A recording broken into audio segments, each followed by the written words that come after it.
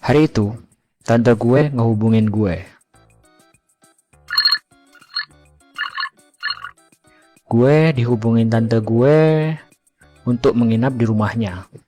Karena si om, suami tante, bukan, itu bokap gue di cerita sebelumnya. Oke, lanjut. Si om gue sedang pergi tugas keluar kota.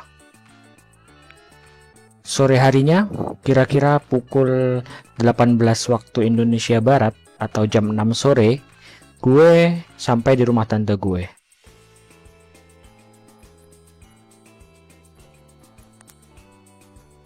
Tante, ini Arbas, Teh. Ya, terdengar suara wanita di dalam rumah. Ya, suara tante gue lah.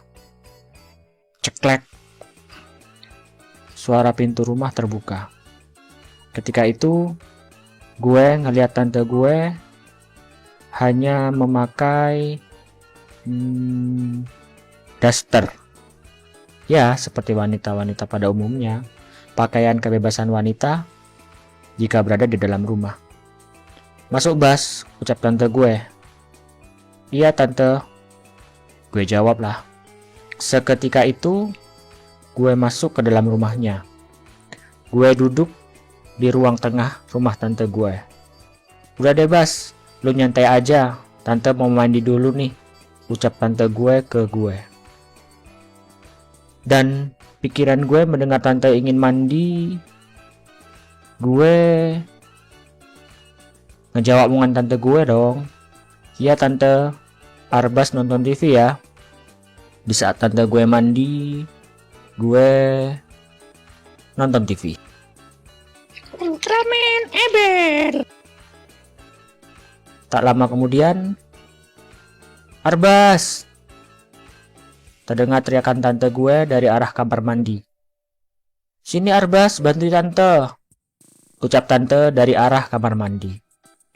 Gue langsung bergerak cepat ke arah kamar mandi. Ada apa tante? Masuk, Bas, tolongin tante nih, ucap tante gue. Dan seketika itu, pikiran gue ingin membuka pintu kamar mandi. Brak! Pintu kamar mandi terbuka. Dan gue melihat tante gue berdiri di samping tembok. Dan tante gue selesai mandi. Dan hanya menggunakan handuk. Ketika gue melihat tante gue, pikiran gue menjadi ingin menanyakan kenapa tante gue memanggil gue. Dan tante gue berkata, sabun habis, Bas. Kalau kamu mau mandi, ntar sabunnya ada di atas lemari kaca itu ya, Bas. Tante gak bisa ambil sendiri aja ya, kata tante gue. Iya tante, jawab gue. Dan tante gue berjalan menuju kamar tante gue. Dan ketika tante gue menuju kamarnya, pikiran gue langsung ingin mandi dan mengambil sabun yang ada di lemari kaca.